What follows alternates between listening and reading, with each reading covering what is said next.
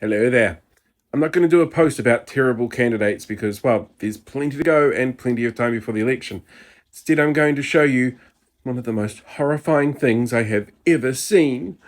Here it is. Oh, no, sorry. This is actually the list from the 2019 service providers to the Ministry of Social Development, the places that were getting funding from them for emergency housing. And Shooter's Bar.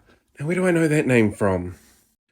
Oh, yeah, that's right. Shooter's Bar was that sovereign citizen bar that got raided a couple of weeks ago from the guy who was wearing the tyrant murderer shirt, who was quite happy to take the government's money when he was doing emergency accommodation. But that wasn't the photo I wanted to show you.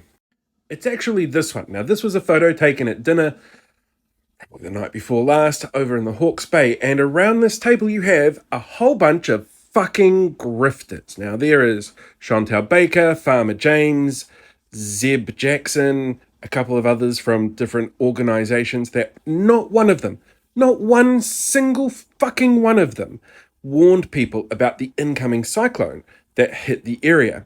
Not one of them. In fact, Chantal has got herself into a little bit of trouble recently because this weekend she told people, and this is not a bad thing, but she told people the weather warning was in place for the storm that's currently hitting areas that have been already affected by the cyclone.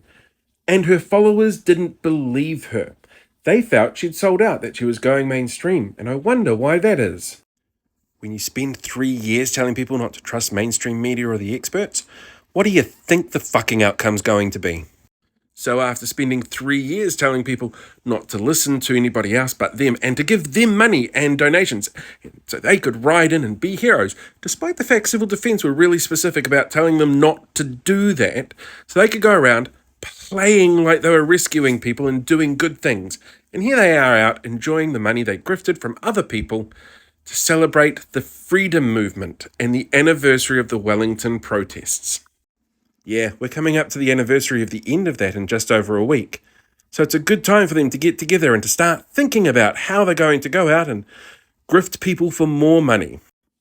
So there's at least 2 people at that table who actually made fun of people in the lead up to the cyclone, who were concerned about the effects of climate change and how that was going to have a stronger impact from the cyclone.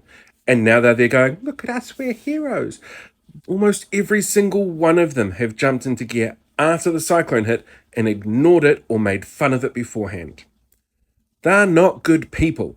They're playing good people on live streams for their social media channels, and it really sucks.